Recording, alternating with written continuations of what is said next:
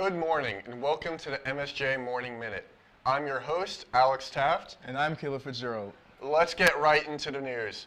It's Monday, March 17th, so happy St. Patrick's Day, Alliance. We are dressed very festive today. We're very green now. And we hope you wore your green today as well.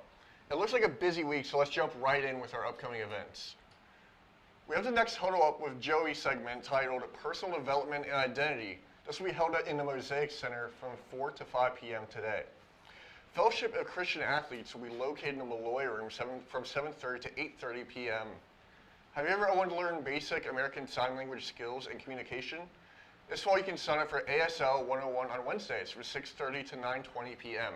Make sure to sign up when registering for classes in this fall semester. On Tuesday, March 18th, Mass and Prayer Service will be held in the Mater Day Chapel from 12:15 to 1 p.m. And the Hidden Gems Bible Study will be in the Clifford Room from 7:30 to 8:30 p.m.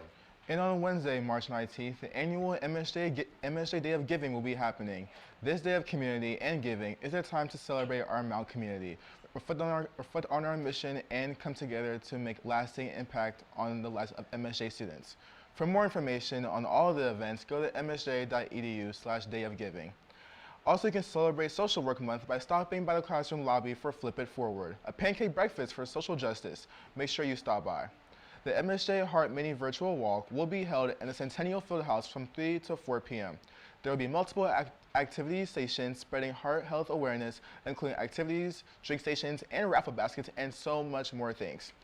And color therapy will be held in the Mosaic Center from 7 to 9 p.m., where there will be painting, music, and relaxation, so make sure you stop by. And on Thursday, March 20th, Mass and Prayer Services will be held in the Mater Day Chapel from 12:15 to 1 p.m. The Learning Center is here to help you with homework, assignments, and quizzes. The fantastic staff is standing by to help you find a quiet study space all semester long. The Learning Center is located in Seton Room 156, so swing by today and dive into focused studying. Be sure to stop in for anything you might need to help you make the most of your MSJ experience. Do you want to make a difference on campus?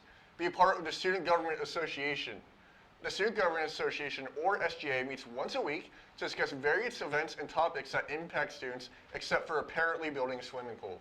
Yeah. Some of these topics include events, campus-wide surveys, and student concerns. If you have a specific interest, we have 6 different committees to join, including special events, spirit, finance, service, academic and career excellence, and student life and welfare. SGA meets in the Clifford Room on Thursdays from 5 to 6, so we encourage you to stop by and see what student government has to offer. If you want more information, please reach out to SGA President Sarah Post at sarah.post@msj.edu. And now moving on, it looks like we are going to get more of that crazy Cincinnati weather. You know, the weather that kind of fluctuates, can't decide, very indecisive. I call it the false spring. It is what comes, and then you have the second winter. I'm starting to think that, I think this year the groundhog was right, because last year the groundhog said it was early spring, but yet it was 5 inches of snow the next day. So I don't know what, but I think today the groundhog was actually right this year. But this week weather will be reaching over from 70 degrees, and other days getting as low as in the 30s. It also looks like it's going to be a pretty rainy week, so make sure you are prepared. So let's take a look at our day-by-day broadcast. So starting with today, it's going to be mostly sunny with a few passing clouds. There's a high of 52, and there's a low of 37 as we move into the evening and overnight.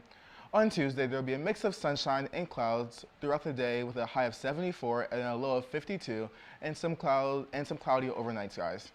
On Wednesday, cloudy skies throughout the day with a high of 72 and a slight chance of showers and thunderstorms. As we move into the evening, there's going to be a temperature of 42 as well as a 70% chance of precipitation throughout the night. On Thursday, those showers will continue into the morning with the overcast skies later in the day. There will be a high of 47 and then a low of 29 as we move into the evening and throughout the night. And on Friday, mostly sunny with some clouds in the afternoon and a high of 57 degrees. Temperatures will be about 43 as we move into the evening, and there will be a slight chance of showers overnight. On Saturday, showers will continue into the morning and then become more intermittent towards the afternoon. There will be a high of 60 degrees and a low of 34 as we move into the evening. And on Sunday, there will be intervals of clouds and sunshine throughout the day with a high of 53. Then as we move And as we move towards the afternoon, there will be some pretty cloudy skies with occasional rain showers and a temperature of 43 degrees. And now it's time to check in on our sports. The men's volleyball team traveled to Alliance, Ohio to take on Mount Union on Friday evening and lost with a final score of 3-0 in 3 sets. On Saturday, they hit the road again, heading to Berea, Ohio to face off against Baldwin Wallace and lost with a final score of 3-0 as well. They will host Adrian on Friday evening at 7 p.m. and all of that on Saturday afternoon at 1 p.m. in the Harrington Center, so make sure to be there.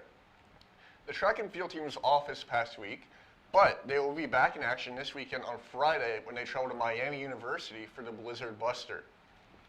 The women's lacrosse team hosted Bethany on Monday evening and won with a final score of 12-10. I guess you could say that they had the luck of the Irish. Hey, they had the gold. Look to them. They also hosted Trine on Saturday and lost with a final score of 19-6. They also traveled to Pepper Pike, that's a funny name, Ohio yesterday and lost in a very close game with a score of 14-13. Looking ahead, the Lions will host Lawrence on Saturday afternoon at 1 p.m. After that joke was so funny, I forgot to slap my knee. The softball team had a doubleheader on Thursday evening and swept them in 2 high-scoring affairs for the Lions as the run ruled capital in both games.